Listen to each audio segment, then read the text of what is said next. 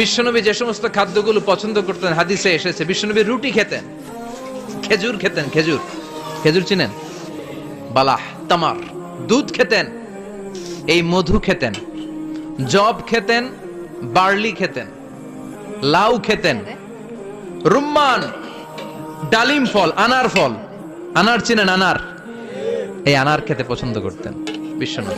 Mushroom খেতেন, mushroom, mushroom চিনেন, ব্যাঙ্গের ছাতার মতো, রেস্টুরেন্টে ইদানিং মাশরুমের স্যুপ পাওয়া যায়, এটা খাবেন। যাদের চোখের জ্যোতিতে সমস্যা, দৃষ্টিতে সমস্যা, খাবেন। হাদিসে এসেছে আল কামআতু মিনাল মান ওয়া মাউহা শিফাউন লিল আইন।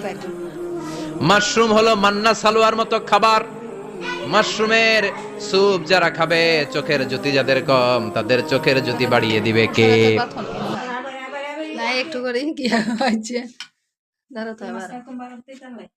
আচ্ছা।